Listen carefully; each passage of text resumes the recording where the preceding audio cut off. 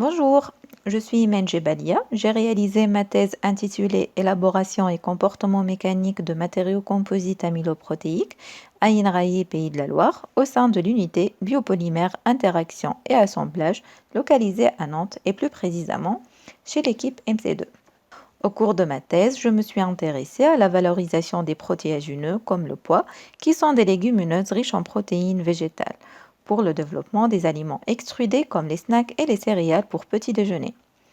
Le choix de cette agro-ressource dans un contexte de transition protéique repose sur ses bénéfices environnementaux tels que la faible émission de gaz à effet de serre et des bénéfices nutritionnels tels qu'un profil en acides aminés complémentaire à celui des céréales. Les aliments extrudés sont des produits expansés constitués par des alvéoles et par un matériel constitutif appelé matériau pariétal. Ce matériau est considéré comme un composite dense à base d'amidon et de protéines. L'objectif de ma thèse consiste à déterminer les lois constitutives de ce matériau composite à travers l'étude de sa morphologie et de ses propriétés mécaniques. Cette étude a été réalisée sur des extrudés denses à base de différentes formulations, comme la farine de pois et les mélanges à base d'amidon et de protéines. Les propriétés mécaniques de ces matériaux extrudés ont été révélées par le test de flexion 3 points. Les courbes contraintes-déformation montrent que l'amidon présente un comportement ductile. Les extrudés à base de mélange amidon-protéines présentent un comportement élastoplastique et les extrudés à base de farine de pois et des isolats de protéines présentent un comportement fragile. Il y a donc un contraste important de comportement mécanique selon la formulation. On a essentiellement révélé que l'incorporation des protéines dans l'amidon est responsable de l'affaiblissement de ces matériaux. Lors de l'élaboration des échantillons et grâce à la variation des paramètres opératoires, on a également fait varier l'énergie apportée à la matière, évaluée ici par l'énergie mécanique spécifique, dans le but de créer différentes morphologies des composites. Les images de microscopie confocale à balayage laser montrent que les extrudés présentent des agrégats protéiques, colorés ici en vert, dispersés dans la matrice d'amidon en gris. On observe que pour une même formulation, des morphologies différentes sont obtenues.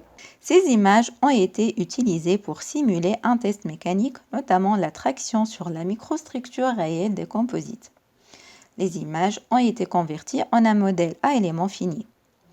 Les propriétés mécaniques de chaque phase, d'amidon et des protéines et de l'interface entre l'amidon et les protéines, déterminées auparavant par des tests mécaniques locaux, ont alimenté le modèle.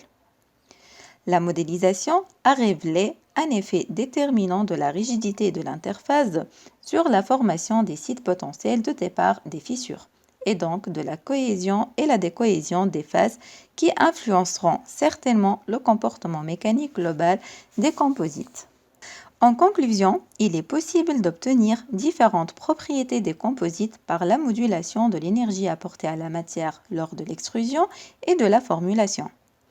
Un modèle mécanique intégrant la microstructure par la méthode des éléments finis souligne l'effet du contraste des propriétés locales et de l'interface sur la variabilité du comportement mécanique des composites. Les résultats de la thèse ont donné les éléments nécessaires pour l'étude des propriétés des produits expansés, notamment leur comportement mécanique qui gouvernera certainement leur texture.